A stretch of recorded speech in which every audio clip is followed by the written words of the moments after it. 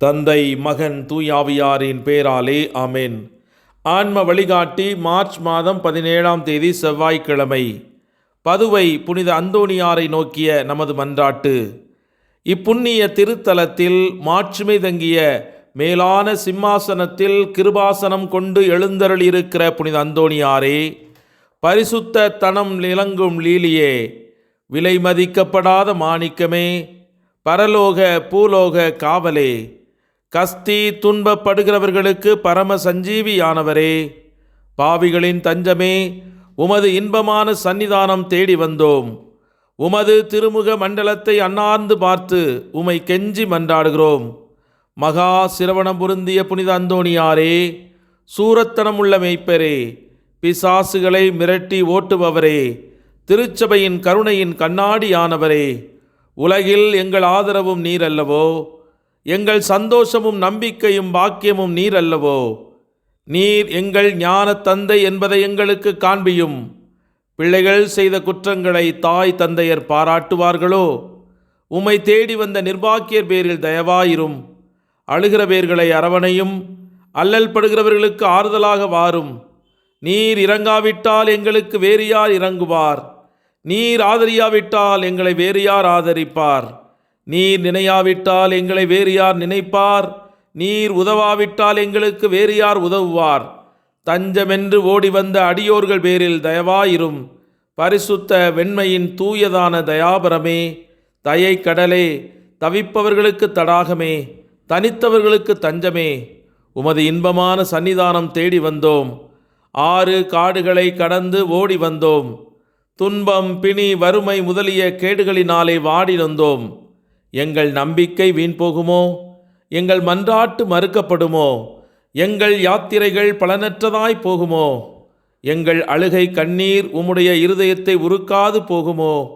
அப்படி ஆகுமோ ஐயா? எங்கள் அன்பான தகப்பனே, எங்களை முழுவதும் ஒப்புக்கொடுக்கிறோம். எங்களை கையேற்று கொண்டு ஆசீர்வதித்தருளும். ஆமேன். யோவான் நற்செய்தி 5ஆம் அதிகாரம் 14வது இறைவார்த்தை.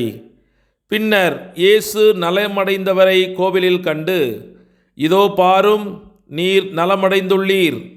இதைவிட கேடானது எதுவும் உமக்கு நிகழாதிருக்க இனி பாவம் செய்யாதீர் என்றார்.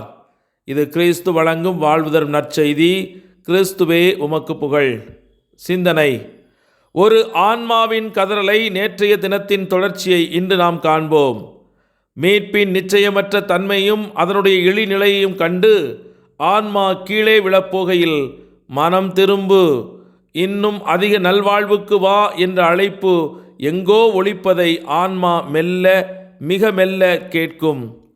ஆண்டவர் தன்னை கைவிடவில்லை. அவர் எங்கோ இருந்து தன்னை அழைக்கிறார் என்பதை ஆன்மா மிக கொஞ்சமாக உணர்கிறது. இதுவே தயாளமுள்ள கடவுள் அதற்கு கொடுக்கும் நம்பிக்கை. ஆனால் ஆன்மாவோ தன் நிர்பாக்கியத்திலே மேலெழும்ப முடியாமல் மூழ்கி கிடக்கிறது. ஆண்டவருக்காகவும் மாதாவுக்காகவும் தான் ஏற்றுக்கொண்ட அலுவல்கள், ஊழியங்கள் எல்லாம் தோற்றுப்போவதை ஆன்மா இப்பொழுது காண்கிறது. தனக்கு அகத்திலும் புறத்திலும் ஏற்பட்டிருக்கிற நெருக்கடிகளை காண்கிறது. உலகமெங்கும் கடவுளின் ஊழியம் மனிதரின் சுயநலத்திற்கு அடிமைப்படுத்தப்படுவதை உணர்கிறது. திருச்சபையின் குழப்பங்களையும் திருச்சபையால் தனக்கு வரும் என்று தான் நினைத்திருந்த எந்த உதவியும் மறுக்கப்படுவதையும் அறிகிறது. தன் கிறிஸ்தவ கடமைகளை அனுசரிக்க முடியாத சூழ்நிலை கண்டு எங்கு போவது என்று கலங்குகிறது. இதுவரையிலும் தன் உயிராயிருந்த சர்வேசனுடைய நித்திய பலி தனக்கு அற்றுப்போவதாக காண்கிறது. வரப்பிரசாத வாய்க்கால்களான தேவ திவ்ய அனுமானங்கள் அழிந்து விட்டது போலிருக்கிறது. ஆன்மா தன் அந்தரங்கத்தில் இப்படி கலங்கி ஏங்கி தவிக்கையில் வெளியுலகத்தின் பழிப்பையும் நகைப்பையும் நெருக்கடியையும் அவை இருக்கிற அளவை விட அதிகமாக உணர்கிறது. தன்னிடம் ஒன்றுமே இல்லையே, உதவுவாரும் இல்லையே, ஆண்டவரின் சமூகத்தை காணவில்லையே, அவருடைய நண்பர்களின் ஆதரவும் எனக்கு இல்லையே, நான் நம்பியவர்கள் என்னை காட்டி கொடுத்து விட்டார்களே, என் கடவுளை நிந்திக்கிறார்களே, அவருக்காக நான் எண்ணியதையெல்லாம் சிதறடித்து விட்டார்களே, சாத்தான் என் வீட்டில் புகுந்து அதை பிளந்து விட்டானே, என் நல்ல நோக்கம் எதையும் நிறைவேற்ற விடாமல் அவதூறு பேசி புறங்கூறி எதிரிகளின் கைகளில் சிக்க வைத்து விட்டானே. மனித எதிர்ப்பை சமாளித்தாலும் சமாளிக்கலாம், சாத்தானும் மனிதனும் சேர்ந்து எதிர்ப்பதை எப்படி சமாளிக்க இயலும்? ஆத்துமத்தின் இந்த போராட்டத்தில் தோற்றுப்போவோம் என்ற அவல நிலையில்தான் நம்முடைய ஆண்டவர் ஒப்புரவு என்ற திருவருள் சாதனத்தை கொடுத்து மீட்டெடுக்கும் பணியை ஆரம்பிக்கின்றார். ஆத்துமத்தின் நம்பிக்கையற்ற நிலையில் ஆண்டவரின் அருளை நம்பி அவர் கரம் பிடித்த எந்த ஆன்மாவும் ஆண்டவரை போற்று, அவர் செய்த சகல நன்மைகளையும் ஒருபோதும் மறவாதே, அவர் உன் குற்றங்களை எல்லாம் மன்னிக்கிறார், நோய்களையெல்லாம் குணமாக்குகிறார் என்ற திருப்பாடல் 103 1 முதல் 3 முடிவுள்ள இறை வார்த்தைகளை தியானித்து இன்று அந்த ஆன்மாவின் கதையை ஆண்டவரோடு இணைத்து நம்பிக்கை நிலை பெற்றிருக்க இறையருள் வேண்டி இணைந்து மன்றாடுவோம். ஜெபிப்போமாக. எனக்கு எல்லாமாய் இருந்து என்னை ஊக்கப்படுத்தி உற்சாகப்படுத்தும் தூயவரான எம் இறைவா, உமை இந்த காலை வேளையிலே நன்றியோடு போற்றி துதித்து ஆராதித்து மகிழ்கிறோம். நொறுங்கிய என் நெஞ்சத்திற்கு அருகில் எப்போதும் நீங்காமல் இருப்பவரே, நான் சோர்ந்து போன வேளையிலே என்னை நல் வாக்கினால் திடப்படுத்தி உற்சாகப்படுத்தினவரே, உமக்கு கோடான கோடி நன்றி ஐயா. என்னுடைய பலவீனத்திலும் என்னுடைய தோல்விகளிலும் என்னுடைய போராட்டங்களிலும் நீர் எனக்கு இன்று ஆறுதலாய் இருந்து உமது தூய்மையான வல்லமையின் பிரசன்னத்தினால் என் பலவீனத்தை பலமாக மாற்றும் ஐயா. என்னுடைய தோல்விகளையெல்லாம் வெற்றியாக மாற்றும், என்னுடைய குறைகளையெல்லாம் நிறைவாக மாற்றும். என்றும் மாறாத மகிமையின் இயேசு என்னும் உமது நாமத்தினால் இன்று என்னுடைய எல்லா பிரச்சனைகளையும் வெல்வதற்கு அருள் தாரும்.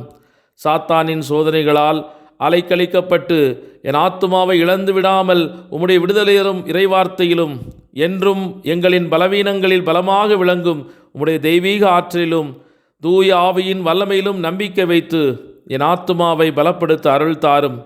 பாவச் சேற்றினில் மூழ்கி கிடக்கும் எம் அன்பு பிள்ளைகள், எதிர்கால தலைமுறைகள் பாவ பழக்க வழக்கங்களால் இன்னும் அதிலிருந்து வெளிவிட முடியாமல் தவித்து கொண்டிருக்கிற ஒவ்வொருவருக்கும் இன்று உமது அருளின் உதவி கிடைப்பதாக.